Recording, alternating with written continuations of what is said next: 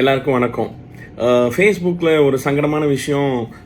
ஒருத்தர் பைல்வான் ரங்கநாதன் ஒருத்தர் வந்து என்னை பற்றி ஏதோ தரக்குறைவாக வீடியோ போட்டிருக்காருன்னு சொல்லிட்டு அந்த வீடியோவில் தரக்குறைவாக அவங்கள திட்டி நிறைய பேர் மெசேஜஸ் போட்டுட்ருக்கீங்க. என்னை நேசிக்கிறவங்க, என்னுடைய ஃபேன்ஸ், என்னை மதிக்கிறவங்க, என் மாதிரி நிறைய பாசம் வச்சுருக்கீங்க. தயவு செஞ்சு அந்த மாதிரி திட்டி மெசேஜஸ் போடாதீங்க. அவருடைய நிலைமை என்னன்னு தெரியல. பாவம், அவர் வந்து பணத்துக்காக பண்ணுறாரா இல்லை மனநிலை சரியில்லாமல் பண்ணுறாரான்னு தெரியல. அவர் ஏதோ குழப்புக்காக பண்ணுறாரு. அவர் பாட்டு பண்ணிட்டு போகட்டும். அந்த சாணியை நம்ம போய் கல் எறிஞ்சு அந்த சாணி நம்ம முகத்தில் வீச வேண்டாம்னு பார்க்குறேன். உண்மை இல்லாமல் செய்கிற பல விஷயங்கள் இன்றைக்கி சோஷியல் மீடியாவில் வளம் வந்துக்கிட்டு இருக்கு. இன்றைக்கி என்னை பற்றி வந்திருக்கு. It's okay. பப்ளிக் லைஃப்பில் இதெல்லாம் வந்து ரொம்ப சாதாரணம். தலைவர் சொன்ன மாதிரி யார் எது சொன்னாலும் நம்ம பாட்டு நம்ம வேலையை பார்த்துட்டு போய்கிட்டே இருக்கணும். நம்ம பாட்டு நம்ம வேலையை செய்வோம், எல்லோரும் சந்தோஷப்படுத்துவோம், சிரிச்சுக்கிட்டு இருப்போம், நிம்மதியாக இருப்போம்.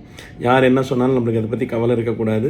நீங்கள் அதில் தயவு செஞ்சு இன்டர்ஃபியர் ஆகிட்டு நீங்கள் உங்கள் மன நிம்மதியை கெடுத்துக்காதீங்க.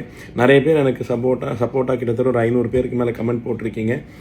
ரொம்ப தேங்க்ஸ். பட் யூஸ்வலாக வந்து சோஷியல் மீடியாவில் இது மாதிரி வர்ற விஷயத்தை பற்றி நம்ம இன்வால்வ் பண்ணி நம்ம தரத்தை கெடுத்துக்கக்கூடாது. நம்ம சூரியனாக இருப்போம், எந்த நாய் வேணால் குறைச்சிக்கிட்டு போகட்டும்.